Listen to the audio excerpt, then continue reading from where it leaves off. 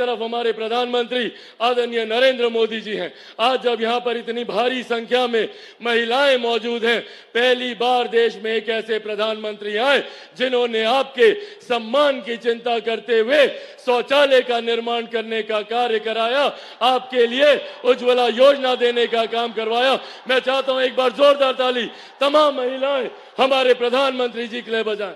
आज पहली बार देश में एक ऐसे प्रधानमंत्री जिन्होंने इस बात की चिंता की कि अगर घर पे कोई बीमारी आए तो वो व्यक्ति अपनी जमीन जायदाद गिरवी ना रखनी पड़े, महिलाओं के जेवर को बेचने की नौबत ना आए। प्रधानमंत्री जी ने आयुष्मान योजना के तहत 5-5 लाख रुपए का मुफ्त इलाज हर गरीब परिवार को देने का उन्होंने प्रावधान बनाया। आज देश की दुनिया की सबसे बड़ी गरीब कल्याण की योजना जिस पर हम सबको गर्व होता है, और इसका श्रेय मैं मेरे नेता, मेरे पिता आदरणीय रामविलास पासवान जी को भी दूंगा। प्रधानमंत्री जी जानते हैं उस वक्त उनका खुद का स्वास्थ्य खराब था, पर प्रधानमंत्री जी की सोच को धरातल पर उतारने के लिए प्रधानमंत्री गरीब जन कल्याण अन्न योजना के तहत आज भी देश में 81 करोड़ लोगों को मुफ्त में राशन दिया जा रहा है। ये सोच हमारे प्रधानमंत्री आदरणीय नरेंद्र मोदी जी की है। जहां हमारी सरकार ने सरहद से सीमाओं को सुरक्षित रखा, अंतरिक्ष के माध्यम से विकास के कार्यों को गति दी, जहां किसान सम्मान निधि के माध्यम से हर गरीब, हर मजदूर की चिंता करने का प्रधानमंत्री जी ने कार्य किया, तो वहीं आज भी कुछ विपक्षी दल के नेता हैं जो आप लोगों के बीच, हम लोगों के बीच घूम घूम कर भ्रम फैलाने का कार्य कर रहे हैं। कौन है ये लोग? ये वही लोग हैं जो 90 के दशक में लाठी में तेल पिलाने का काम करते थे।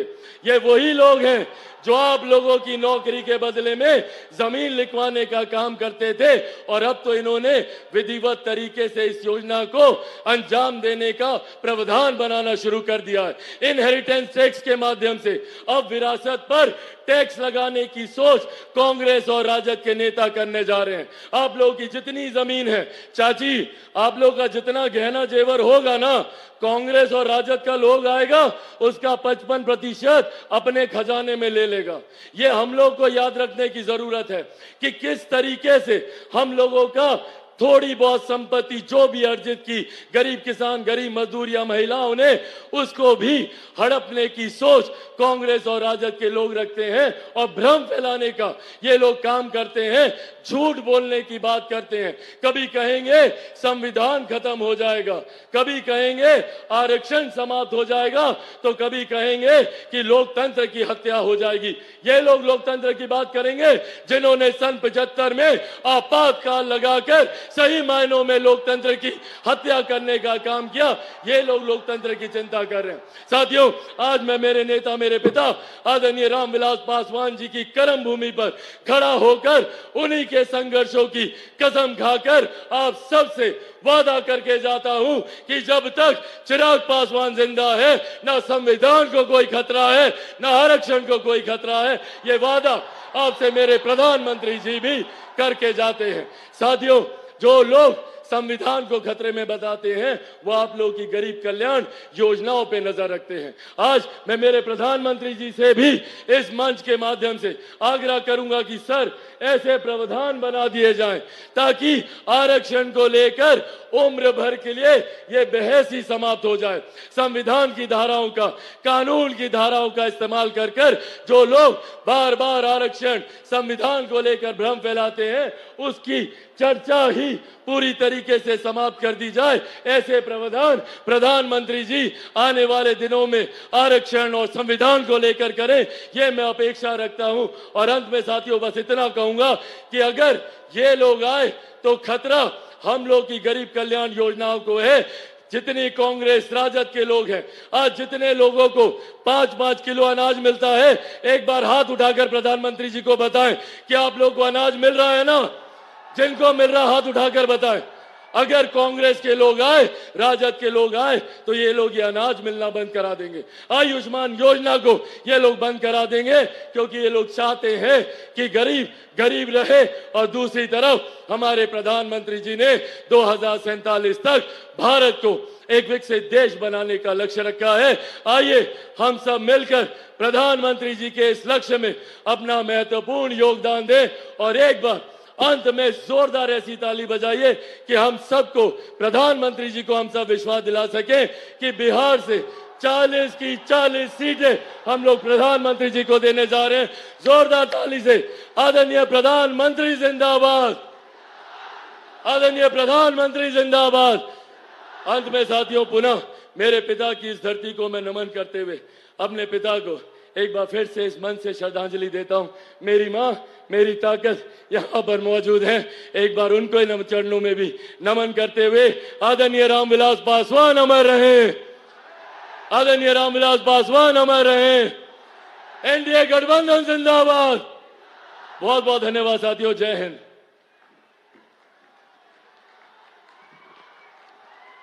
अब भारत के माताओं, बहनों और युवा दिलों का धड़कन, विकास पुरुष और भारत को विश्व पटल पर ले जाने वाले नारी शक्ति वंदन के तहत महिला को मान सम्मान दिलाने वाले वैसे हमारे आदरणीय प्रधानमंत्री नरेंद्र मोदी जी अब आपके बीच बात करें। भारत माता की, भारत माता की। पूरा दुनिया के गणतंत्र के मतलब बतावे, आज सिखावे वाला हाजीपुर के ई महान धरती के प्रणाम करहित हते।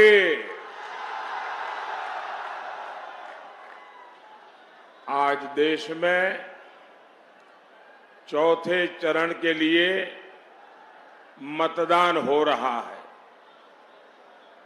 मेरा सभी मतदाताओं से अनुरोध है कि वो ज्यादा से ज्यादा वोटिंग करें। ये चुनाव लोकतंत्र के एक महापर्व होता है और ज्यादा मतदान इसकी शोभा और बढ़ा देता है और आपका एक एक वोट ये हमारे लोकतंत्र का गहना बन जाता है। साथियों, ये भगवान महावीर की धरती है, ये भगवान बुद्ध की धरती है, ये वो धरती है जहां लोकतंत्र की भी जड़ें हैं और ये वो धरती है वहां राम चौरा मंदिर भी है और मान्यता है कि यहां हमारे प्रभु श्री राम के चरण पड़े थे। इसलिए हाजीपुर आकर आपसे आशीर्वाद लेना मेरे लिए बहुत बड़ा सौभाग्य है। साथियों, ये पहला लोकसभा चुनाव है जब हम स्वर्गीय रामविलास पासवान जी की अनुपस्थिति में लड़ रहे हैं। रामविलास जी सामाजिक न्याय के सच्चे साधक थे और हाजीपुर के प्रति उनका लगाव, हाजीपुर के प्रति उनका समर्पण, ये हमेशा हमेशा याद रहेगा। हाजीपुर के लिए, उनके सपनों को पूरा करने के लिए हम सब संकल्पबद्ध हैं। साथियों, 4 जून बहुत दूर नहीं है। 4 जून को सुबह के इस समय सबकी नजर टीवी पर होगी, रेडियो पर होगी, सोशल मीडिया खंगालते होंगे और आप जो आशीर्वाद दे रहे हैं वो 4 जून को एक के बाद एक भाजपा एनडीए के विजय की ओर आगे बढ़ता जाएगा। और चुनाव के परिणाम क्या कहेंगे? चुनाव के परिणाम क्या कहेंगे? फिर एक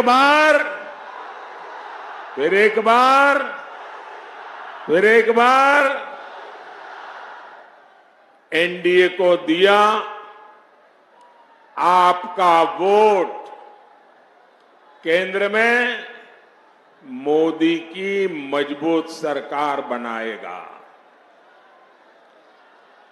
आरजेडी, कांग्रेस या इंडिया अलायंस को तो अगर किसी ने गलती से भी बटन दबा दिया ना तो उसका वोट तो बेकार जाना तय है।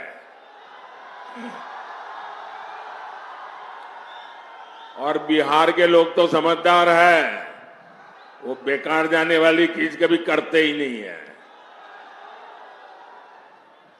और इसलिए अपना वोट सरकार बनाने के लिए दीजिए, देश बनाने के लिए दीजिए, आपके भविष्य के लिए, आपके बच्चों के उज्जवल भविष्य के लिए दीजिए। आपका वोट एनडीए को दीजिए। साथियों, बिहार के लोगों के सामर्थ्य और बिहार के लोगों की समझदारी का मैं बहुत सम्मान करता हूं, लेकिन मुझे ये देखकर दुख भी होता है कि सामाजिक न्याय के नाम पर लालटेन वालों ने बिहार में कितनी अंधेर गर्दी फैलाई। इन लोगों ने बिहार के लोगों को गरीब और अभाव में धकेल दिया, जंगल राज दिया। इन लोगों ने सबको बर्बाद किया और खुद अपने आलीशान महल खड़े कर दिए। क्या ऐसे लोग बिहार का कभी भी भला कर सकते हैं क्या? कर सकते हैं क्या? आरजेडी कांग्रेस में बिहार को आगे बढ़ाने की इच्छा शक्ति ही नहीं है। वे तो सोच रहे हैं अभी जितना समय बचा है, खुद का जितना लूट सके लूट ले। वो अपने बच्चों को सेट करने में लगे हैं, उनको आपके बच्चों की परवाह नहीं है। आप लोग यहां एक कहावत कहते हैं ना निमन गीतिया गाइब ना मड़वा में जाइब।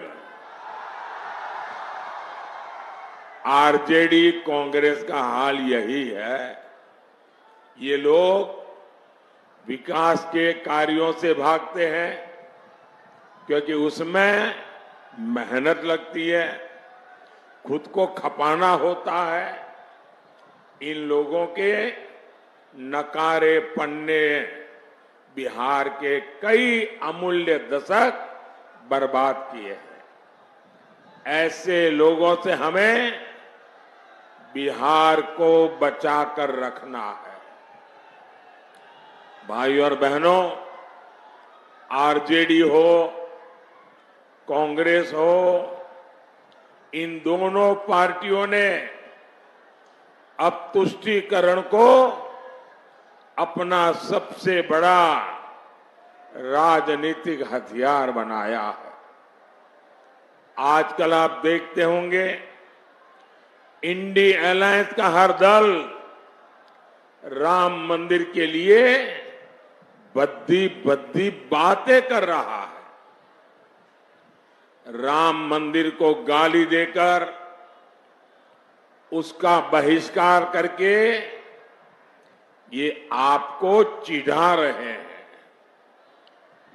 क्या ऐसे लोगों को आप माफ करेंगे क्या? ऐसे लोगों को कोई माफ कर सकता है क्या?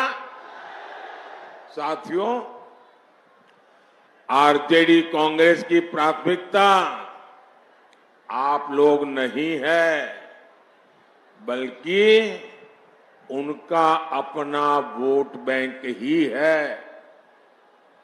अभी आपने सुना होगा बिहार में जंगल राज लाने वाले जो व्यक्ति है, जो चारा घोटाले में अदालत ने सजा की हुई है, गुनहगार माना है, उन्होंने अभी एक बयान दिया। उन्होंने कहा कि मुसलमानों को आरक्षण दिया जाना चाहिए और वो भी पूरा का पूरा,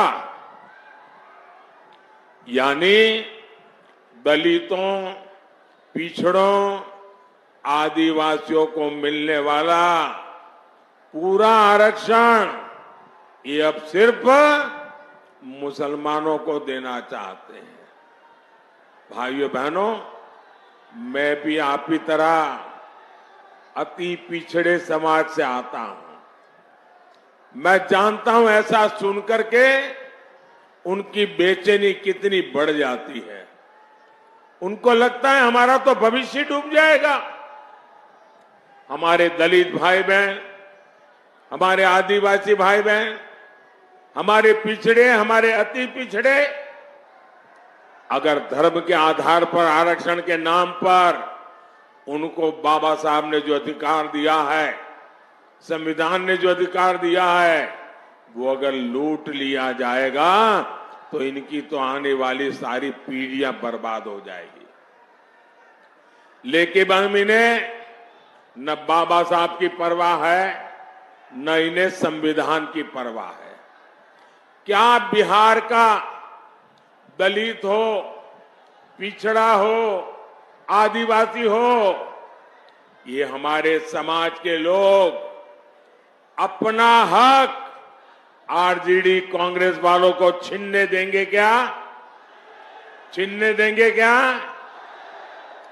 और मैं आपको गारंटी देता हूं, जब तक मोदी जिंदा है,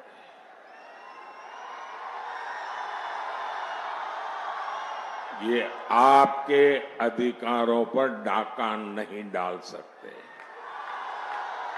ये आपके आरक्षण को छीन नहीं सकते।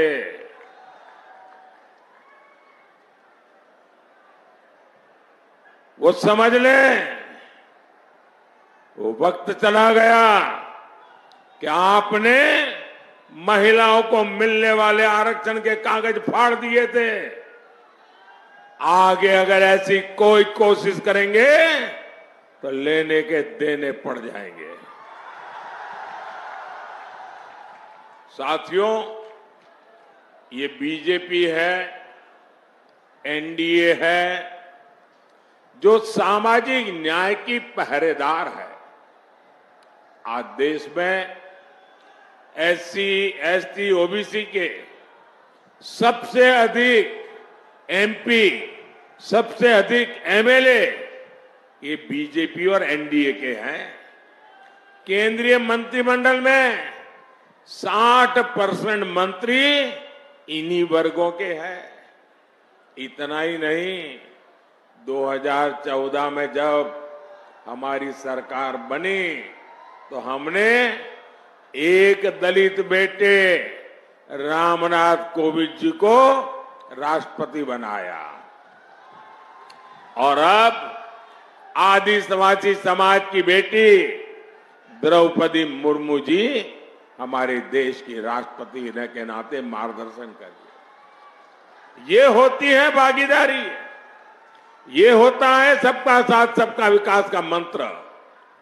भाइयों और बहनों, कांग्रेस आरजेडी ने मिलकर बिहार की अनेक पीढ़ियों को, उनके सपनों को तबाह किया है और आज जब यहां इतनी बड़ी मात्रा में माताएं बहनें आशीर्वाद देने आई है,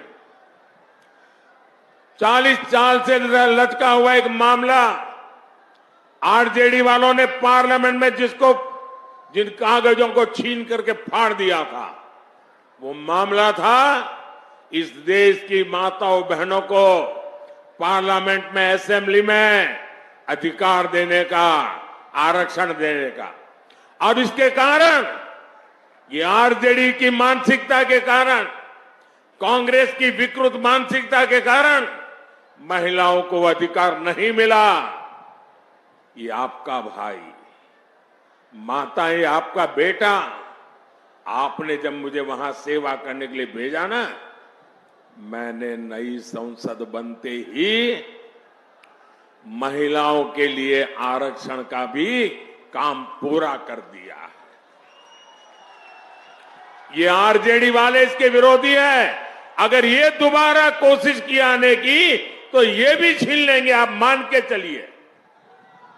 आरजेडी के राज में यहां सिर्फ अपहरण और फिरौती उद्योग ही फला फूला।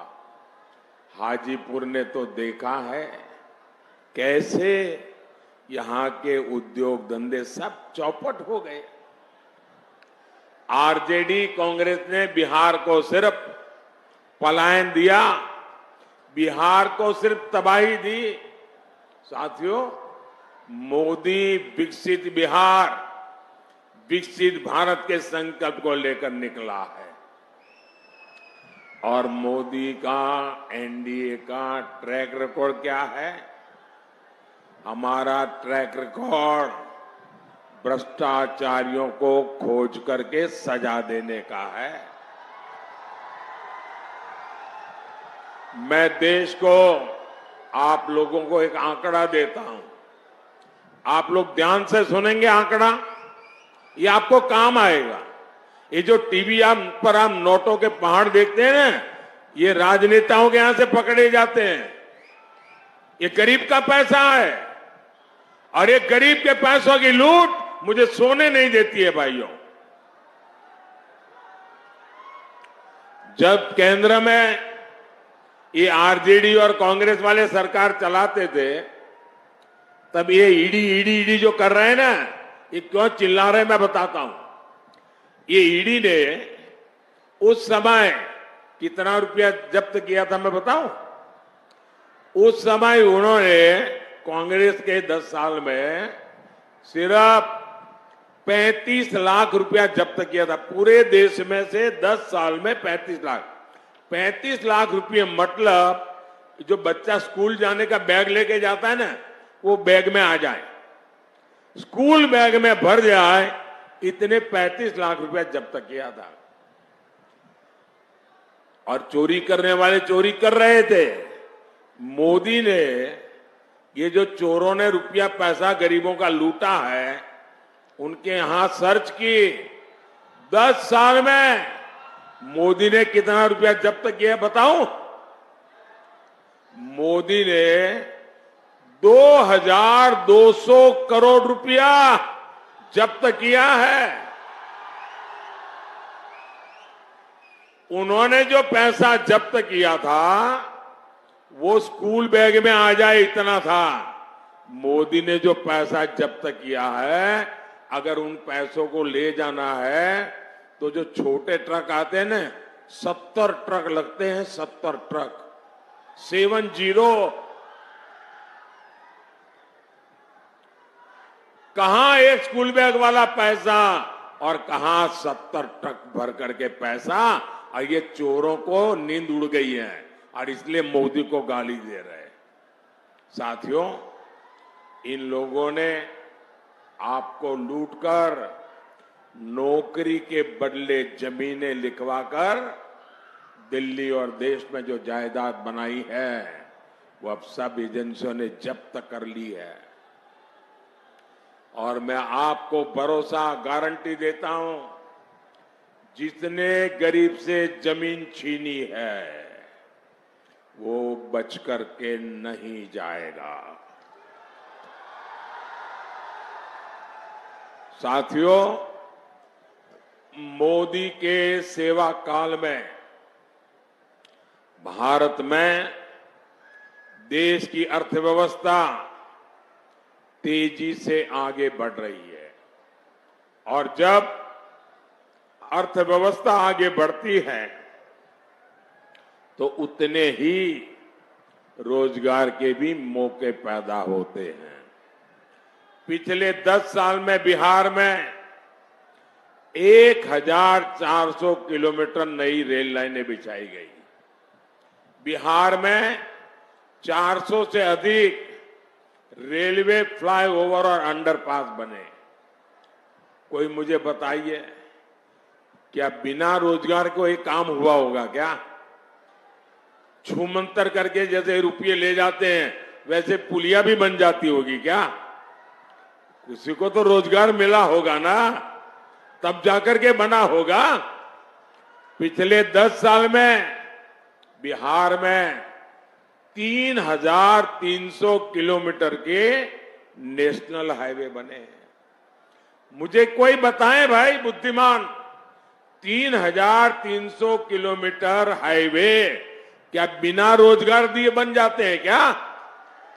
लगातार चौड़े हो रहे हाईवे हो, एक्सप्रेस हो, बिहार में खाद के कारखाने का काम हो, थर्मल पावर प्लांट हो, गंगा नदी पर बन रहे अनेकों बड़े पुल हो, पटना में मेट्रो में चल रहा कार्य हो, नेचुरल गैस का नेटवर्क हो, गांव-गांव तक उज्ज्वला की गैस पहुंचाने का नेटवर्क हो, ये सब रोजगार की गारंटी होते हैं, रोजगार की गारंटी। लेकिन जो अपने बाप दादा की कमाई खा करके जीते हैं उनको रोजगार क्या होता है इसकी समझ तक नहीं है जी। अभी मोदी ने तय किया है कि बिहार के 90 से ज्यादा रेलवे स्टेशनों को आधुनिक बनाया जाएगा। क्या ये बिना रोजगार पैदा किया होगा क्या? पिछले 10 साल में मोदी ने देश के 4 करोड़ पक्के घर बनाकर गरीबों को दिए हैं। अकेले बिहार में ही 40 लाख पक्के घर बनवाए गए। इन घरों के लिए जो सीमेंट सरिया आया है, ईंट बालू आया है, वो भी मोहल्ले की दुकान से ही तो गया है। इन सबका लाभ बिहार के नौजवानों को ही तो हुआ है। उन्हें रोजगार के व्यापार कारोबार के नए अवसर मिले हैं। साथियों, मोदी के वारिस कौन है आपके पास कोई नाम कि भाई मोदी इसको लेकर के जाएगा? कोई नाम नहीं है। क्यों? मोदी के वारिस आप हैं। मोदी के वारिस आप हैं। मोदी के वारिस आपका परिवार है। मोदी के वारिस आपके बच्चे हैं। और मुझे वारिस में आपको सब कुछ दे करके जाना है। मुझे आपको सुख चैन की जिंदगी दे करके जाना है। मुझे आपको आपके बच्चों के उज्जवल भविष्य की गारंटी दे करके जाना है। मुझे आपको विकसित भारत आपके हाथ में सौंप करके जाना है। और इसलिए मैं हर कोशिश कर रहा हूं कि युवाओं के हर सपने पूरे हो, वो हर काम कर सके, अपने सारे सपनों को सिद्ध कर सके। आपको जानकर खुशी होगी, सिर्फ मुद्रा योजना में बिहार में 2.5 लाख करोड़ रुपए की मदद युवाओं को दी गई है। 2.5 लाख करोड़, और वो भी मोदी की गारंटी पर। इन युवाओं से गारंटी नहीं मांगी, उनसे उनकी संपत्ति का हिसाब नहीं मांगा। मोदी को बिहार के नौजवानों पर भरोसा है, उनको मैं रुपये दूंगा, वो डबल कर देंगे और बैंक का लोन भी वापस कर देंगे, ये मेरा भरोसा है। ये 3 लाख करोड़ रुपए यहां दलित, अति पिछड़े युवाओं को मिले, महिलाओं को मिले, इससे यहां लाखों काम शुरू हुए। यहां वैशाली सहित पूरे बिहार में टूरिज्म आधारित रोजगार की अद्भुत संभावनाएं है।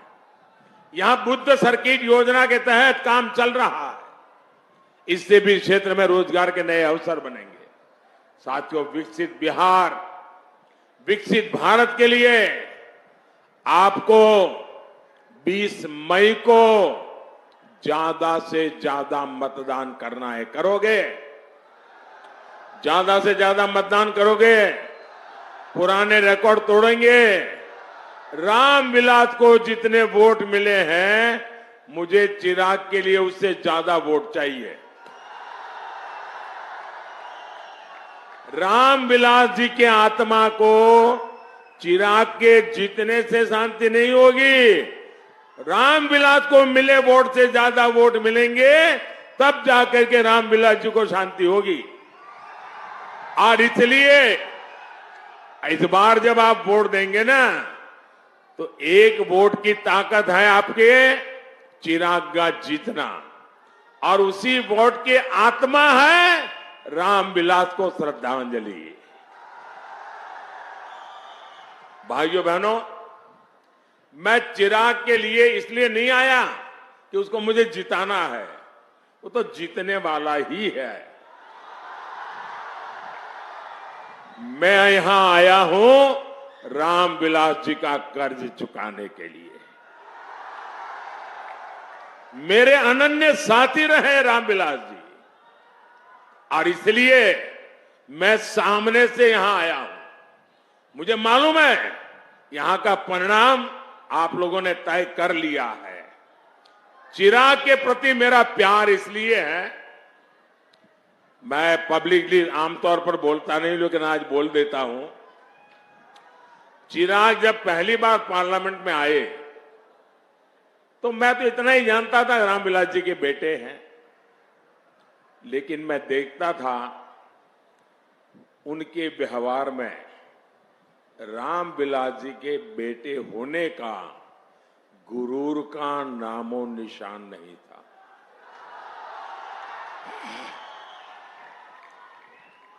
ये बहुत बड़ी बात है, और मैं इसके लिए उनकी माता जी को सारे क्रेडिट देता हूं। आपने इसको ऐसा संस्कार दिया, गुरूर का नामो निशान नहीं। दूसरी बात, मैंने एक बार हमारी कैबिनेट में कही थी, शायद चिराग को भी पता नहीं होगा, रामविलास जी कैबिनेट में थे। मैंने कहा कि मैं देखता हूं कि चिराग जब पार्लियामेंट चलती है, वो पूरे दिन सदन में बैठता है। सॉरी, मैं जरा तूतारी कर देता हूं कि मैंने उसको बेटे की तरह देखा है, वरना वो हमारे माननीय सांसद है। पूरा समय पार्लियामेंट में वो बैठते थे, 14 से 19। मैंने कैबिनेट में कहा, मैंने कहा देखिए भाई, इस बच्चे में सीखने की, जानने की इतनी लगन है, वो एक एमपी के रूप में इतना कोशिश कर रहा है सीखने की, और मैं मानता हूं एक सांसद के रूप में चिराग सफल सांसद है। आपके इस बिहार के सच्चे प्रतिनिधि है, और इसलिए आप जब चिराग को वोट देंगे ना, तो वो वोट सीधा सीधा मोदी के खाते में जाएगा। अच्छा, मेरा एक काम करेंगे, जरा सब बताइए, मेरा एक काम करेंगे। ऐसे नहीं, चिराग की बात कर रहा हूं तो बड़ा उत्साह आ जाता है, मेरी बात करता हूं ठंडे पड़ जाते हो। जरा हाथ ऊपर करके बताइए, मेरा काम करोगे? देखिए, यहां से जाने के बाद ज्यादा से ज्यादा घरों में जाइए, ज्यादा से ज्यादा परिवारों में जाइए और जाकर के कहिए कि मोदी जी आए थे, मोदी जी ने आपको जय श्री राम कहा है, मेरा जय श्री राम पहुंचा दीजिए, मेरा जय श्री राम पहुंचा दीजिए। बोलो भारत माता की, भारत माता की, भारत माता की। बहुत बहुत धन्यवाद। भारत माता की, भारत माता की। जय श्री राम, जय जय श्री राम। नरेंद्र मोदी जिंदाबाद, नरेंद्र मोदी जिंदाबाद। मोदी मोदी मोदी मोदी मोदी।